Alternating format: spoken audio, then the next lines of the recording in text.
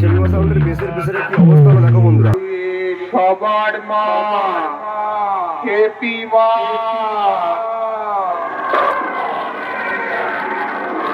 সব কটা সাবধান হয়ে যা, নইলে মারা পড়ে যাবি।